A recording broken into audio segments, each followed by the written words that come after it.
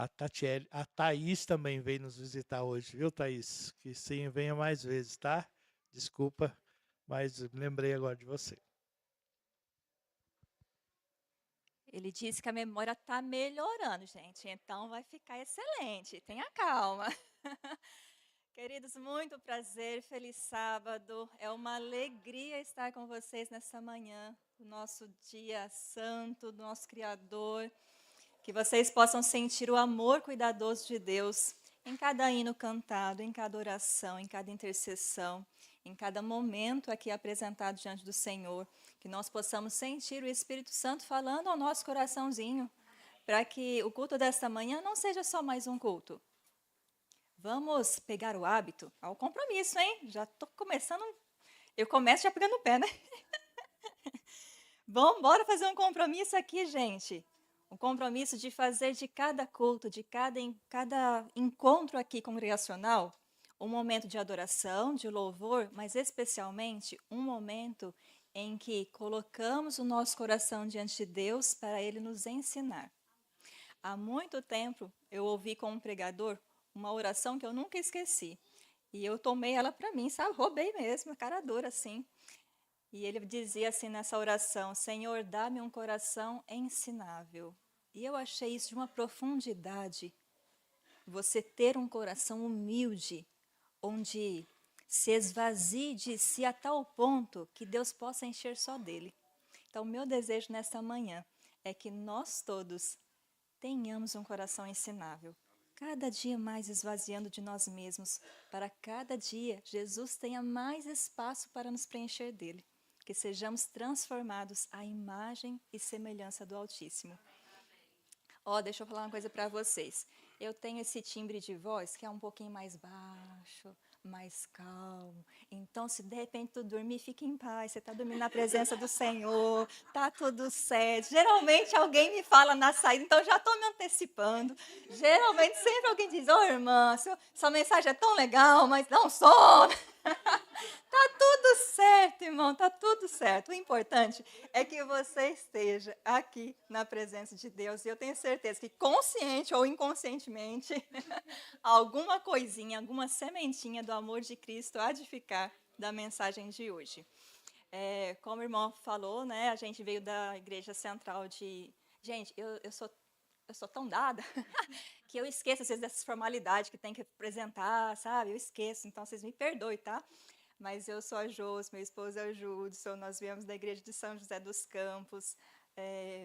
Eu trabalho como terapeuta integrativa, também sou terapeuta cognitiva de alta performance, também sou terapeuta familiar, terapeuta de casais, enfim. Está um tempo aí na jornada. E andei já um tanto, estava comentando com meu esposo que essa foi a minha 27ª mudança. Não sou filho de cigano, não. Não sei porquê, mas meus pais viajavam muito, andavam muito, mudavam demais, né?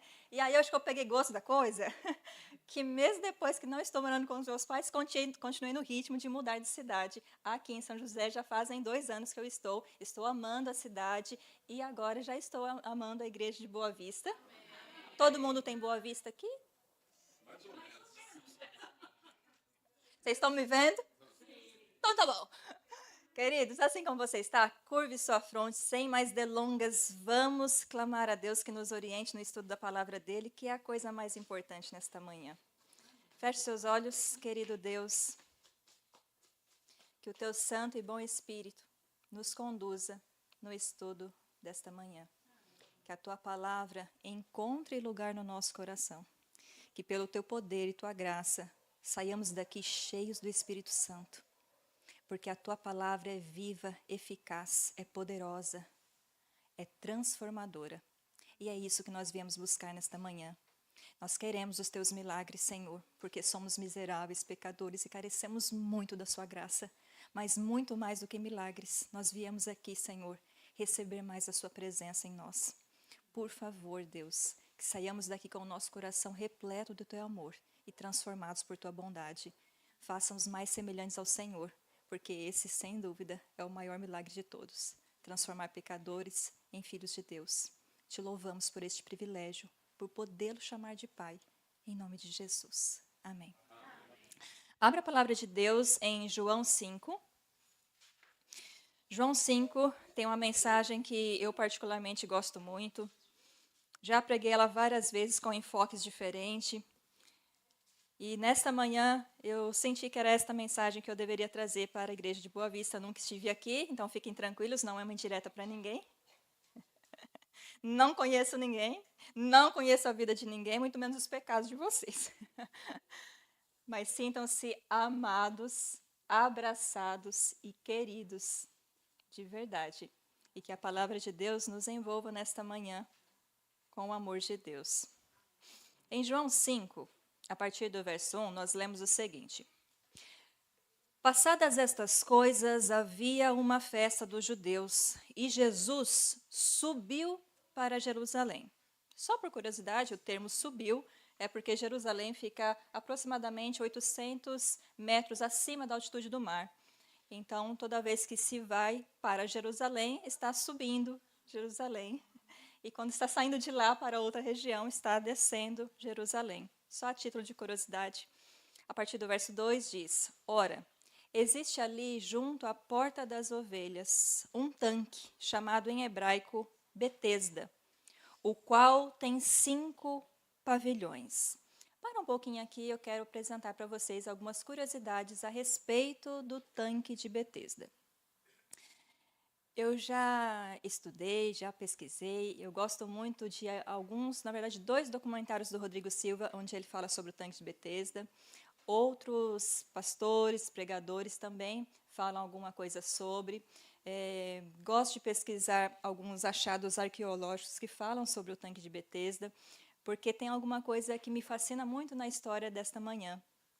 E eu gostaria muito que vocês entendessem um pouquinho do contexto ali, porque você vai perceber como a história ganha riqueza quando você entende alguns detalhes. Primeiro, Betesda significa?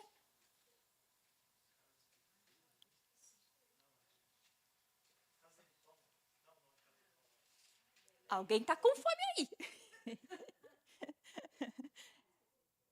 Casa de misericórdia. Casa de misericórdia. Exatamente, irmão, mas foi muito perto. Casa de misericórdia. Eu gosto muito deste texto e muito desta explicação e muito desta referência, porque você vai observar, à medida que nós avançarmos na meditação de hoje, que deveria ter qualquer nome, menos esse, aquele lugar. Mas ele tinha esse nome, Tanque de Betesda. E a Bíblia inicia dizendo uma localização, que ele ficava perto da Porta das Ovelhas, somente a título de curiosidade. Mas o Tanque de Betesda, ele foi usado em algum momento para lavar as ovelhas. Então, as ovelhas, elas saíam de um curral, passavam por um corredor e elas iam em direção a este grande tanque para serem lavadas. Por quê? Quando elas fossem apresentadas ao sacerdote, elas deveriam estar limpas. Né? Então, por isso, havia uma porta chamada porta, bem sugestivo, né?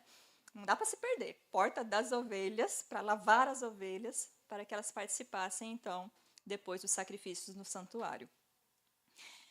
Mas com o passar do tempo, o tanque de Betesda ele ganhou um outro sentido e um outro significado. Ele parou de ser um tanque onde se lavava animais, para então servir de lugar para banhos de pessoas mesmo.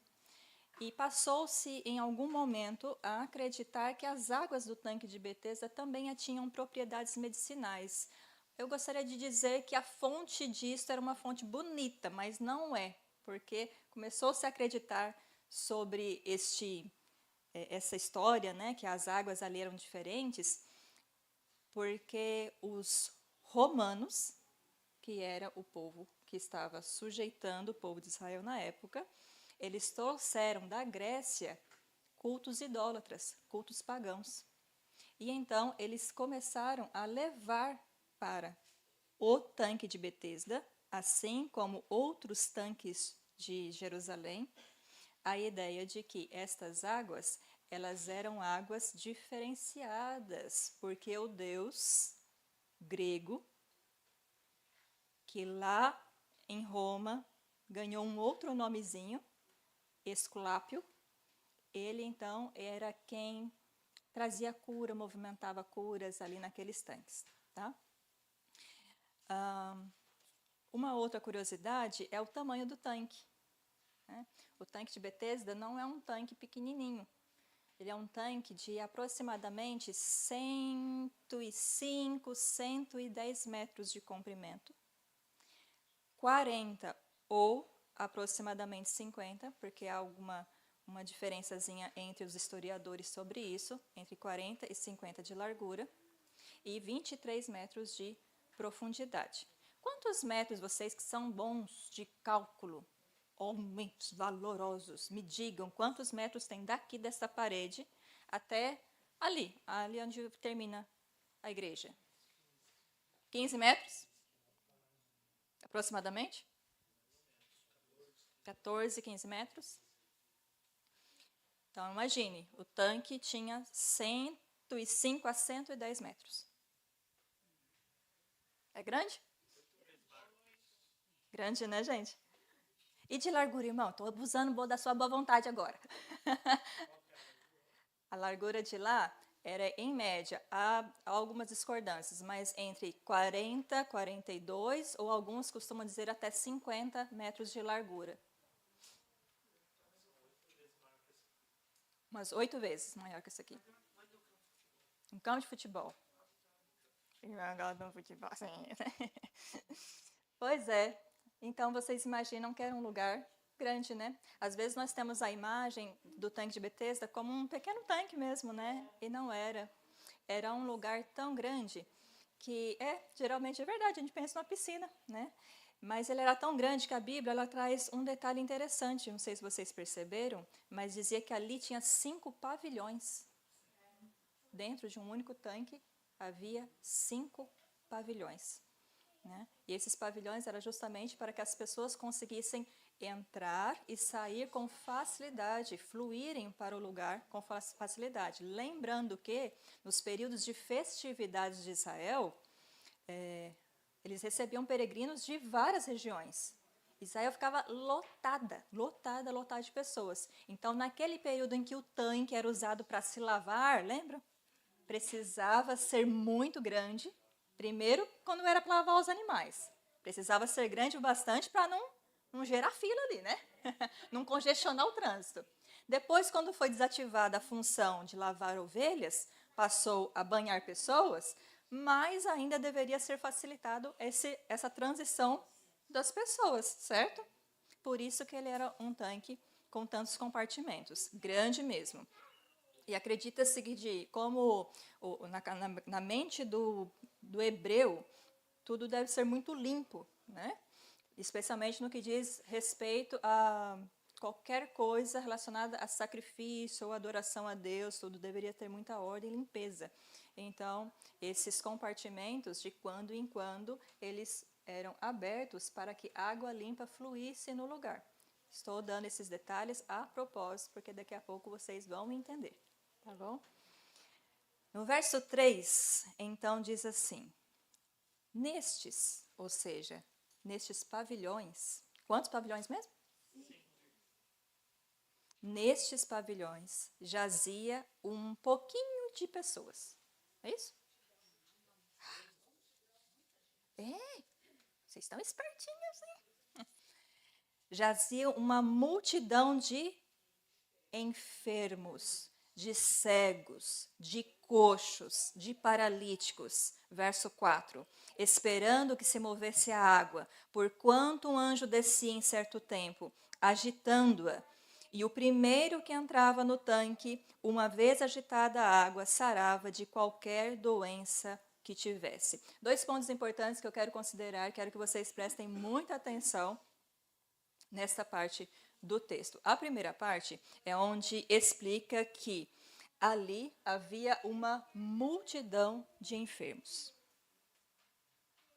Gente, era coxo, era paralítico, era cego, era aleijado, era com escaras, era com pus, era com sangue, era mutilado, era sem orelha, era sem língua. E aqui eu começo quebrando um pouco a imagem dos desenhos que a gente assiste, dos filmes, né, que mostram essa cena, com um enfermo ali, doentinho, Jesus vem e cura ele, né? Queridos, o tanque de Betesda era um lugar de pura dor, sofrimento. Eu tenho certeza que se você e eu hoje tivéssemos que passar por perto do tanque de Betesda, nós colocaríamos no GPS para desviar o caminho, nem que tivesse que aumentar vários quilômetros. Era um lugar fedido, gente, sujo, imundo, tinha urina, tinha fezes. Quem quer limpar aquilo? Agora você imagina esse monte de gente ali, apinhada, todo dia. Com o passar dos anos, porque no início era assim, as pessoas iam porque ouviram falar da história do tal do anjo que descia, agitava as águas e quem descesse era curado. Essa história se espalhou rapidamente. Gente, sofrimento sempre existiu na face da terra, desde que tem pecado nesse mundo. Então, pessoas vinham de longe, de terras muito distantes, para ir no tanque de Betesda à procura de cura. Cura. Desesperados por um milagre. Não era um lugar que ninguém gostaria de estar, mas serviam sem escolha. Até porque, naquele tempo, não era como hoje. Pessoas doentes não eram bem-vindas. Não na sociedade. Pessoas doentes, e especialmente com alguns tipos de enfermidade, elas eram vistas como amaldiçoadas, à margem da sociedade. Não eram bem-vindos nem nos serviços do templo. Eu costumo dizer que o tanque de Betesda, com o passar do tempo, ele se tornou um depositário de dor humana. As famílias que não podiam mais ficar com seus entes doentes, muitas vezes levavam lá e deixavam lá para morrer. E eu não julgo, não era por maldade não, porque muitos não tinham como cuidar desse doente. E muitos doentes pediam para ser deixados lá, porque eles tinham a esperança que talvez o próximo digno do milagre fosse eu. Mas certo é que velhos, jovens, crianças morriam, queridos, morriam. Quando a gente pega alguns relatos históricos, a gente descobre que há materiais que deixam claro que muitas pessoas morriam por ano dentro do tanque de Betesda. E semanalmente, centenas de cadáveres eram retirados do tanque de Betesda.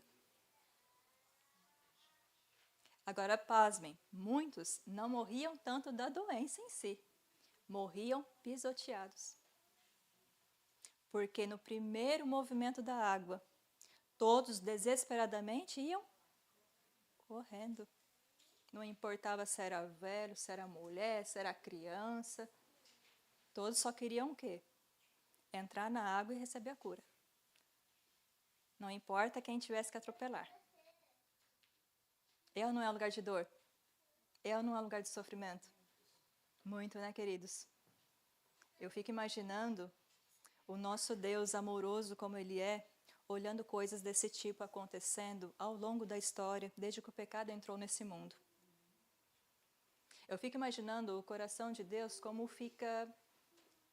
Me perdoe se eu estiver cometendo algum erro aqui ao dizer isso, mas vou colocar de uma forma aqui própria para nós humanos, né? Eu fico imaginando o coração de Deus apertado, dilacerado, porque Ele não nos criou para isso. Ele não nos criou para vivermos na miséria. Vivemos em dor, em sofrimento, nem físico, nem mental, nem espiritual. E, no entanto, olha ao seu redor hoje. Queridos, todos os dias eu atendo e eu costumo pensar, todos os dias eu vou enfrentar o meu tanque de Betesda. Olha ao seu redor, olha as famílias. Dificilmente você encontrar uma família que não tem uma ferida. seja no casamento, seja com um filho, seja com uma sogra, seja com um avô, uma vovó, mas tem ali, alguém está passando por enfermidade, ou física, ou psíquica, ou espiritual. E eu fico imaginando o nosso Deus, Pai amoroso como Ele é, se compadecendo dos seus filhos.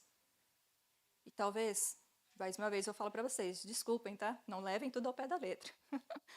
Mas eu fico imaginando Deus olhando no relógio, não vejo a hora disso acabar. Não vejo a hora desse sofrimento ter um fim. Não vejo a hora de Satanás, seus demônios, toda dor, toda enfermidade ser aniquilada para sempre, para que os meus filhos sejam libertos, restaurados e vivam a vida gloriosa que eu sonhei para eles. E o texto continua dizendo, estava ali, verso 5, estava ali um homem enfermo, havia 38 anos. Eu costumo pensar que talvez até aqui você não tenha se identificado em nada com essa história. Mas a partir do verso 5, todos nós, em algum momento, vamos nos identificar com este homem enfermo. E olha, eu sei que nós não gostamos de ser comparados com este homem aqui. Eu sei que não é gostoso ser comparado com esse homem enfermo aqui. Eu estou falando enfermo porque, vamos dizer assim, teologicamente, não está correto dizer que era um paralítico, porque o texto não fala que é um paralítico. Mas se você fala, dá tudo bem, você não vai para o inferno por causa disso, nada disso, tá bom? Mas fala que era um enfermo. Um enfermo que mais à frente os textos deixam claro que ele passou a ter muita dificuldade de se locomover, mas não diz necessariamente que o problema dele era de fato ele ser paralítico. Fala que ele era um enfermo, tá? Só uma curiosidade, mas não está errado. Se quiser continuar falando, a história do paralítico, tá tudo certo, tá bom? Tá tudo certo. É só um detalhe. Mas a verdade é que esse homem estava enfermo e nós não sabemos quais eram as enfermidades todas, mas entre elas, sim, ele tinha uma dificuldade motora de se locomover, e isso vai ficar claro nos próximos versos que vamos ler. Ele estava assim por quantos anos? 38. Sem querer ser indiscreta. Irmão, qual é a sua idade? 53.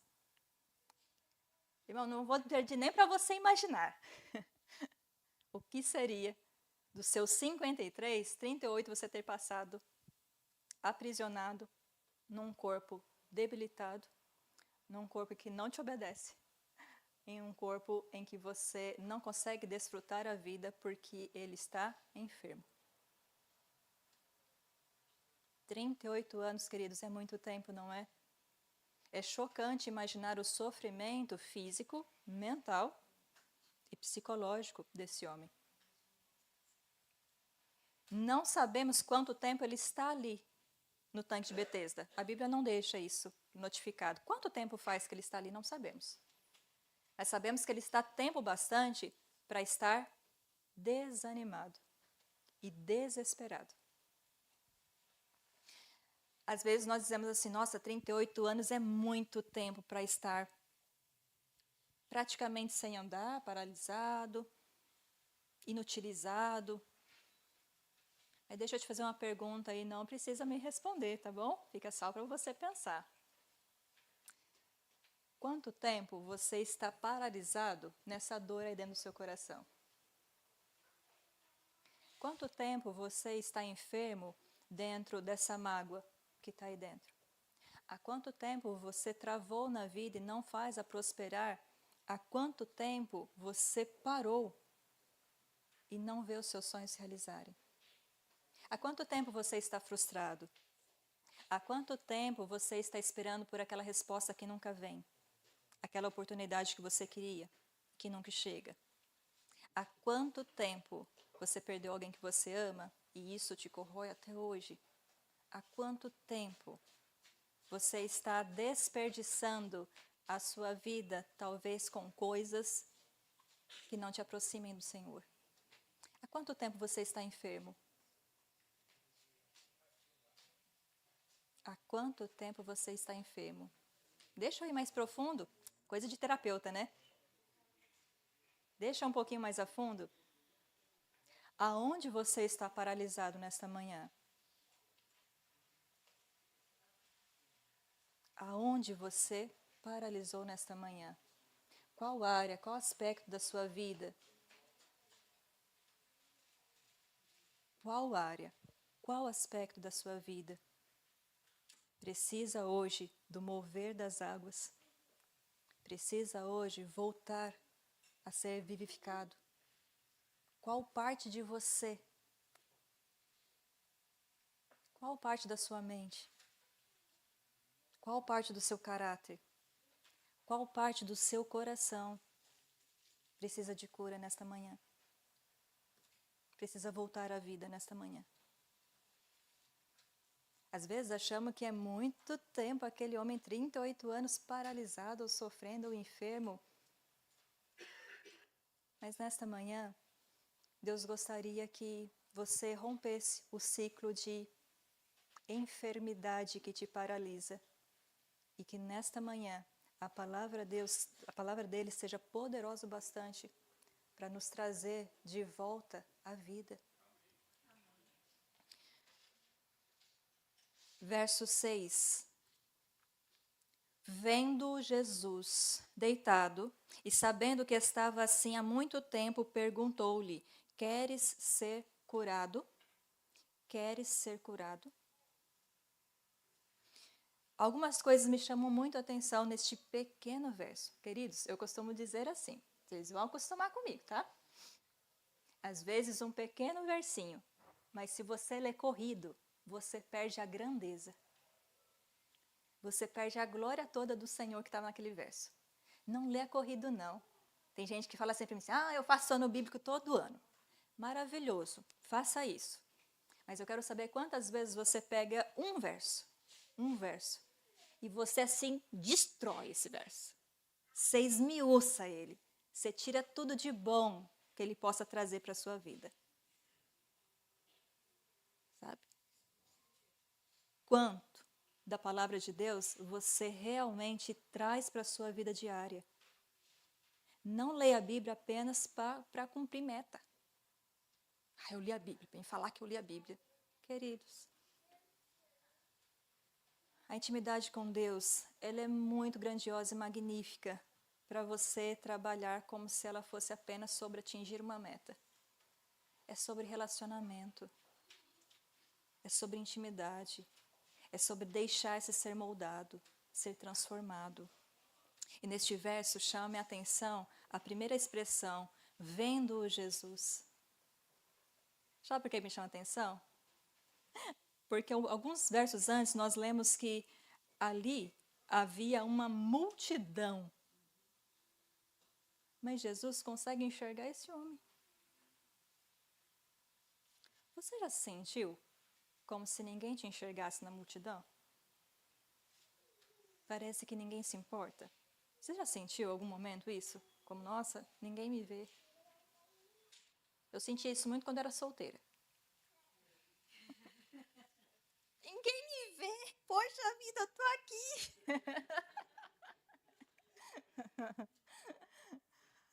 Aí papai do céu abriu os olhos desse moço. Aí ele me viu lá em Cosmópolis e foi me buscar. Tá agradecendo, né? Tá agradecendo, papai do céu?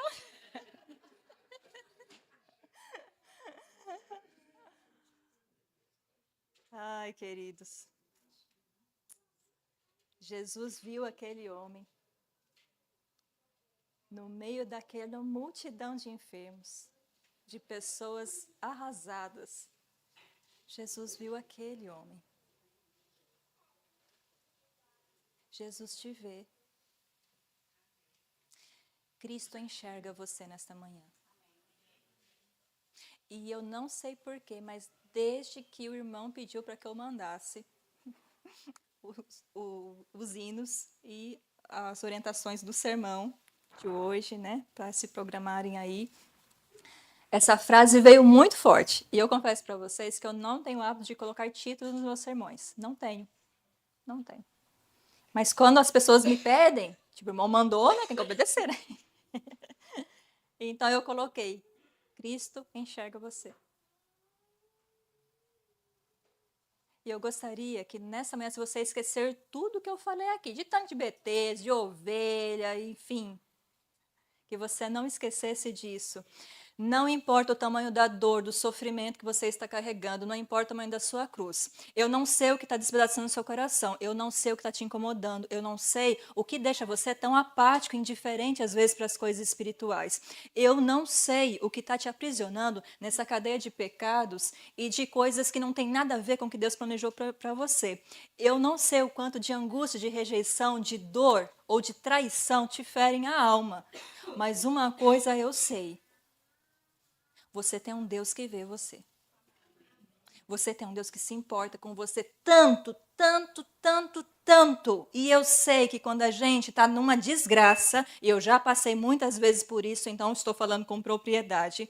Eu sei que quando a gente se vê numa situação muito desgraçada, ou muito ruim, ou de muita dor, a primeira coisa que nós começamos a pensar é: Deus se esqueceu de mim. Ou ele não se importa, ou ele não é bom o bastante, como todos dizem. Ah, ele é bom para os outros, mas não para mim.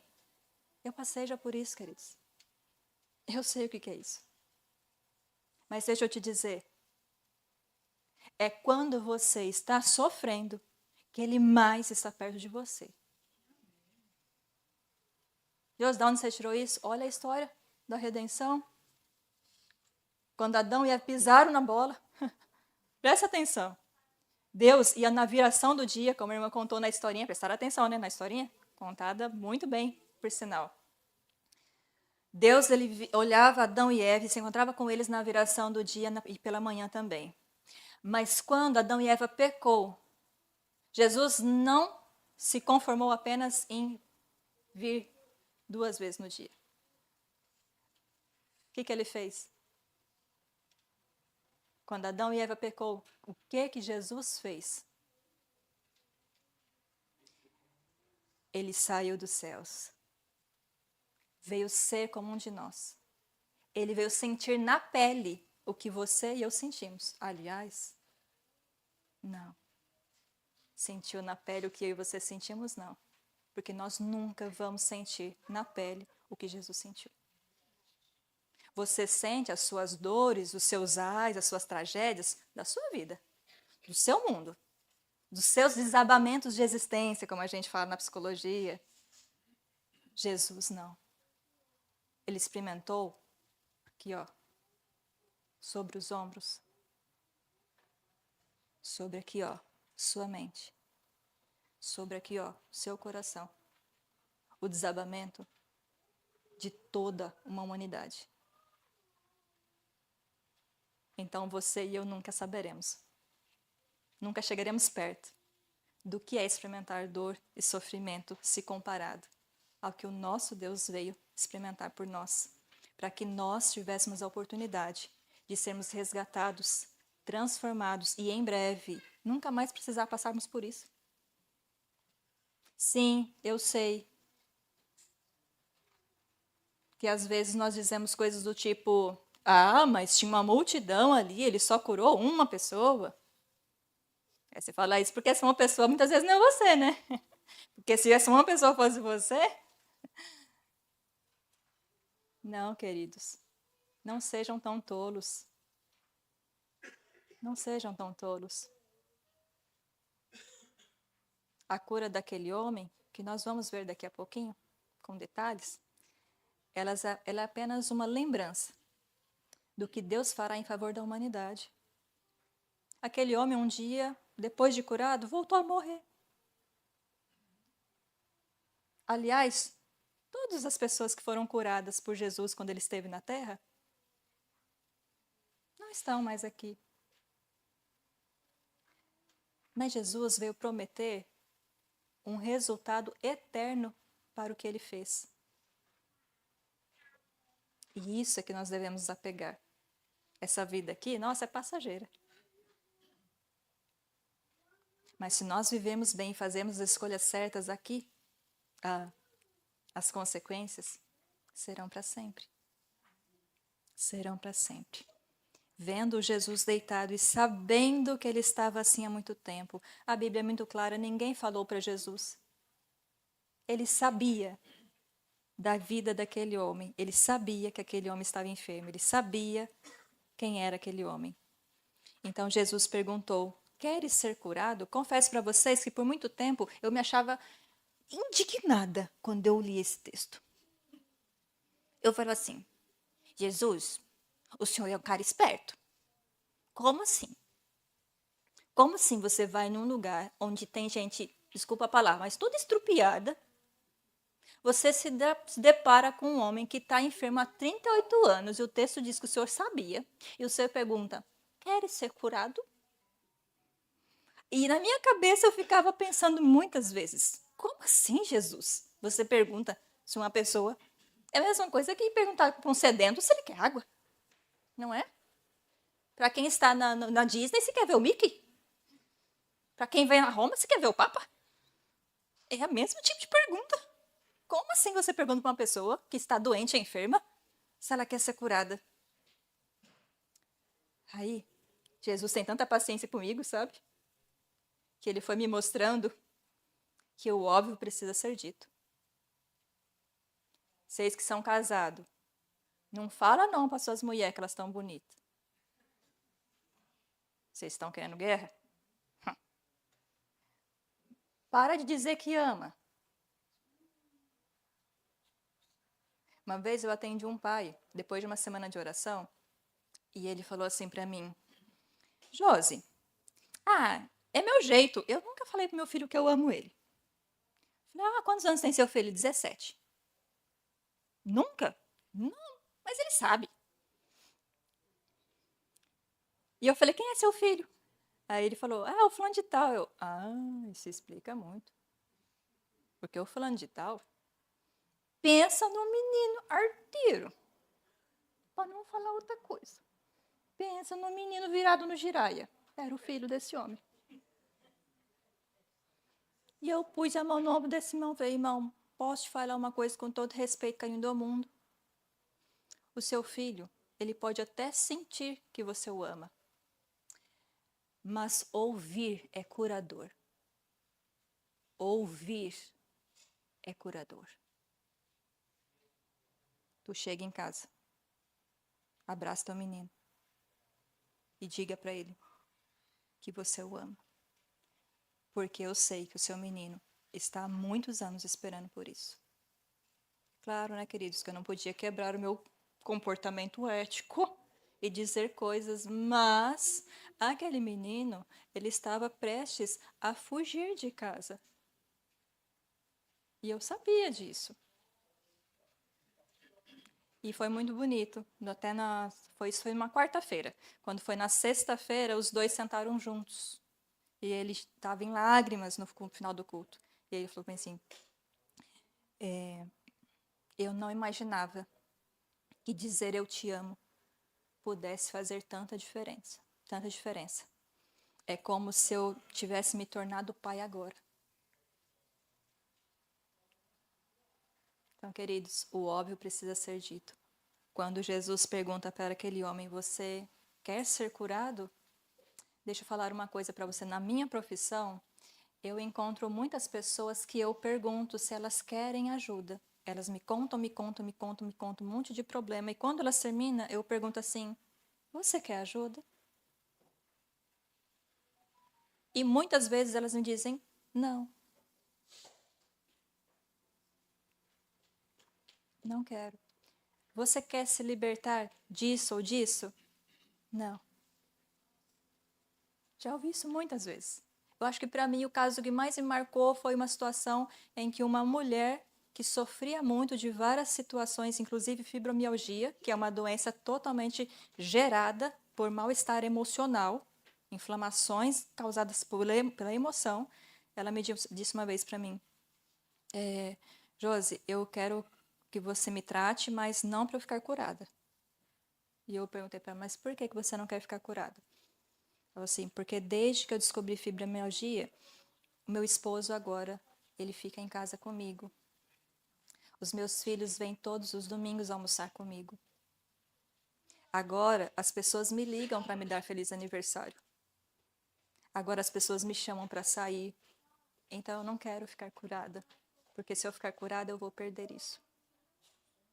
Triste, né? Que triste. Mas Jesus perguntou para aquele homem, você quer ser curado? E ele... Eu sei que a maioria de nós esperaria daquele homem uma resposta óbvia, sim ou não. Você quer ser curado? É uma coisa tão simples, né? Mas você quer ser curada? Sim ou não? Não é? Não. Mas é o enfermo há 38 anos, né, gente? Não ia poder ver uma resposta simples, né? Ver uma resposta quase filosófica, né? Ele começa. Respondeu-lhe o enfermo, Senhor, eu não tenho ninguém que me ponha no tanque quando a água é agitada, pois enquanto eu vou, desce outro antes de mim. Era tão simples ele dizer, você quer ser curado? Sim ou não? Interessante, né? Porque a resposta dele está falando que além da ferida física de estar paralisado, ele sente uma dor imensa de não ser visto, de não ser ajudado.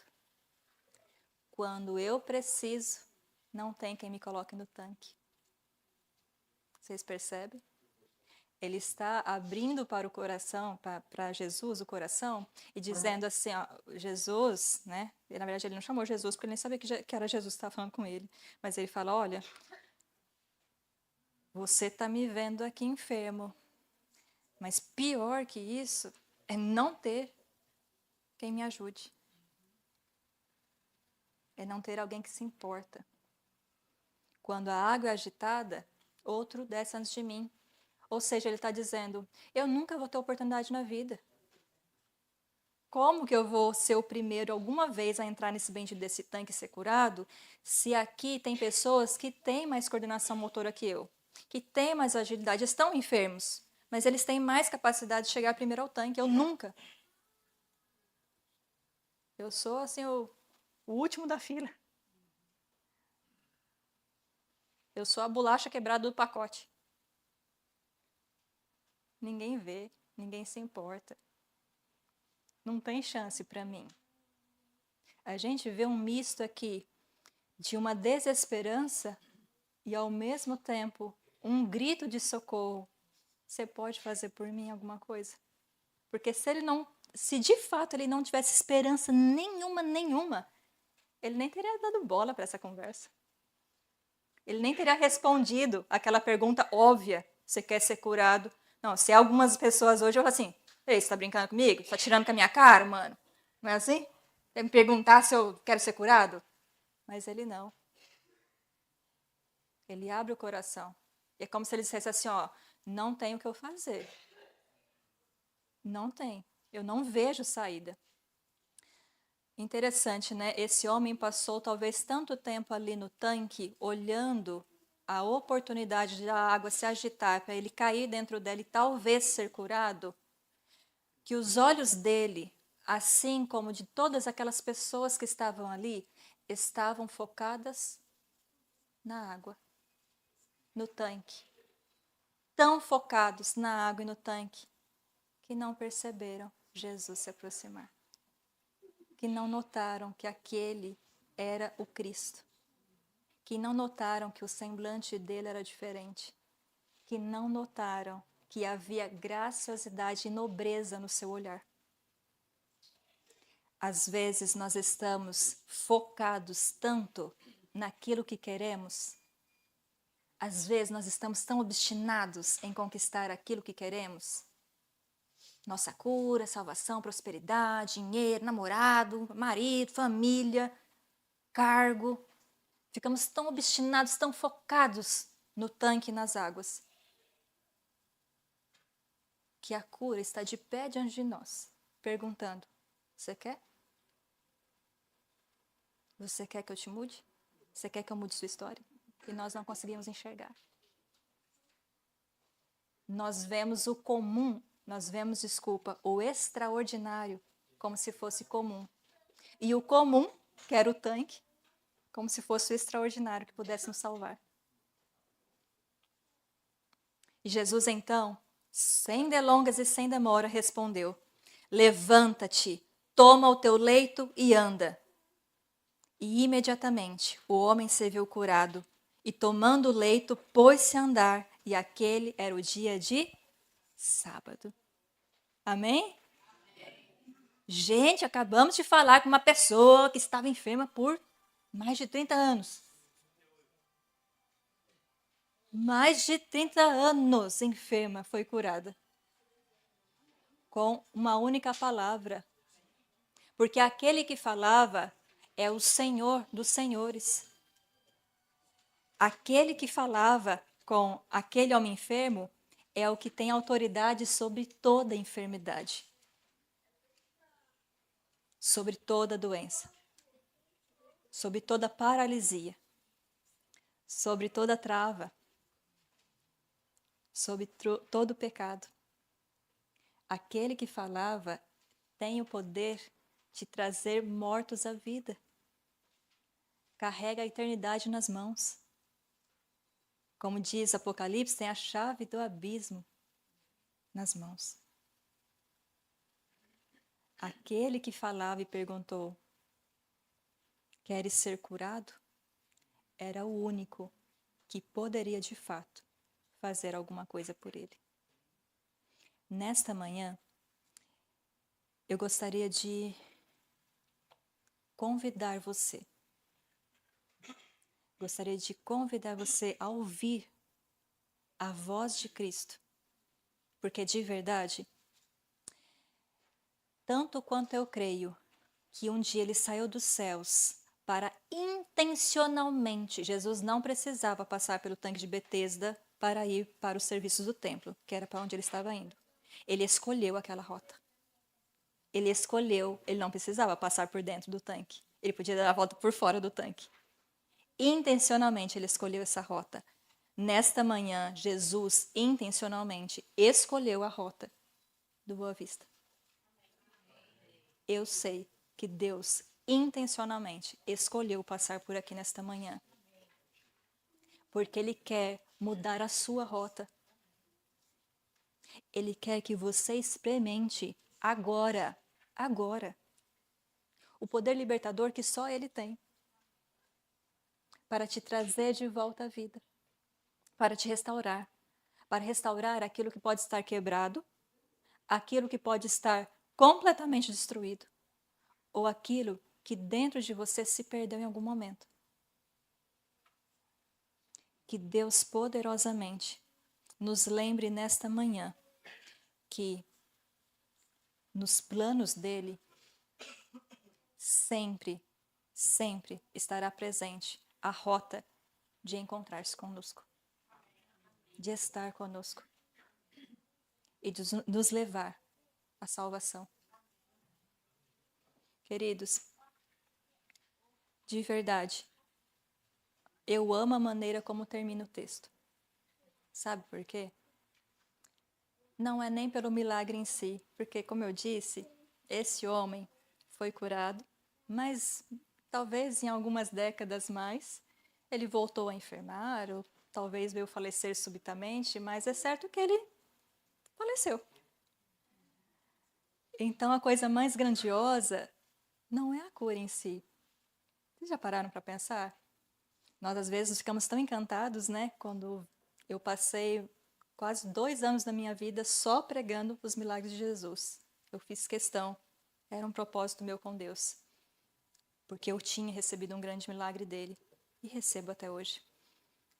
E durante esse período de estudo e de sermões que eu falava, não importa para que você me chama para pregar, eu vou pregar sobre o milagre de Jesus, tudo bem? Toda vez, por 2 anos, eu preguei sobre milagres de Jesus. E o que mais me impressiona não é o milagre em si, porque muitas vezes esse milagre acaba com o tempo. O que mais me chama a atenção é que o milagre, um momento se acaba. Mas a fé que é desenvolvida no coração de quem recebeu estes milagres, se foi guardada e cultivada, na manhã da ressurreição, acordará mais vibrante do que nunca. E o meu desejo nesta manhã, que cada um de nós estejamos lá. Ó, deixa eu dizer uma coisa, estou firmando um compromisso com vocês. Você tem que estar lá. No dia da manhã da ressurreição, você tem que estar lá. Não importa o que aconteça. De verdade, eu sei que eu não estou pedindo uma coisa fácil, porque vem muitas coisas para nos desanimar na nossa caminhada cristã. Mas eu estou dizendo para você, vai valer a pena. Fica firme. Fica firme, não desanima. Não permita que coisa alguma deste mundo desvie você do plano de salvação de Deus. Porque nada aqui, por mais extraordinário que brilhe os seus olhos, vai valer a pena. Se para isso você tiver que perder a eternidade. Então não abandone Cristo, não abandone Deus. Não abandone esta igreja. Não abandone as verdades do Senhor por qualquer prazer, diversão ou dopamina barata que esse mundo te ofereça. Não troque o teu Cristo, o teu Salvador, por nada. E eu sei, queridos, mas de coração eu digo para vocês que tem dia que o cansaço bate e vem tão forte e dá uma vontade da gente chutar o pau da barraca e desistir de tudo. Mas nesses momentos, se apegue a Cristo. Faça dele o seu amigo. Chora nos pés dele. Grita, Senhor, estou aguentando não, dá um jeito. Venha ao meu socorro, como o Senhor um dia foi naquele tanque.